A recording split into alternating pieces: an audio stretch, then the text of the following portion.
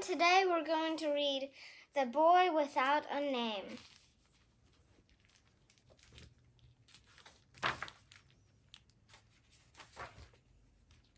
Once upon a time, long ago, in a country far from here, there lived a boy who had no name. It was very strange to have no name, and you might ask, why didn't he have a name? Well, it was like this. On the day he was born, his parents were just about to choose a name for him when a very wise man came to the house. This is a very important boy, he told them, and I am going to give him something marvelous one day, but I will have to give him his name first, so please don't give him a name yet. All right, said his parents, but when will he get a name? I cannot say now, replied the wise man, but remember, he is a very important boy, and you must be careful not to give him a name. So the parents called him Banam, which means nameless in the language of that country, for he was a boy without a name. One day, Nameless went to see his friend who lived in the next house. Everybody has a name, and I would like to have one too. Do you have a name you can give me? He asked. The other boy said, I only have one name. It is Anwar. That's my name, and I need it. If I gave to you, what would I do for a name? Besides, what would you give me if I give you my name? You haven't got anything. I've got a dream I don't want. I could give you that, said Nameless.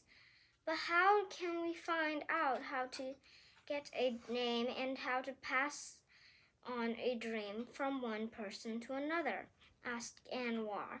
I know, replied Nameless. Let's go and ask the wise man. Now, the wise man knew everything, and fortunately, he didn't live very far away. So Nameless and Anwar went to his house, and they knocked on the door. As soon as he saw them, the wise man said, Come in, Nameless and Anwar, even though he had never seen them before. How did we know who we were? They asked. I know many things, and besides, I was expecting you, said the wise man. Sit down here, and I'll see what I have in my magic boxes, he continued. So the boy sat down on the cushions beside the wise man, and he took up a small box, saying, This is a magic box, and it's absolutely full of all kinds of names. You'll just see. And when he opened the lid of the box, the boys could hear all the names in it. There were all kinds of names, names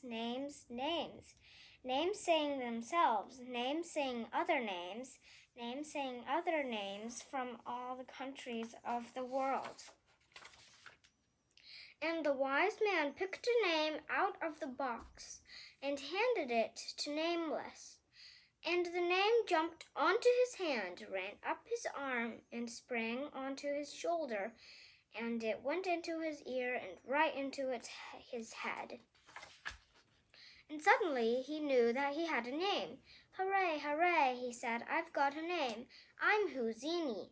Houzini was his name. Then Anwar cried out, But I want the dream Houzini promised me. Patience, my boy, said the wise man. And he picked up another box and opened its lid. This is a box of dreams that people don't want. You just stroke your head to take the dream out of it, Houzini, and then put the dream into this box.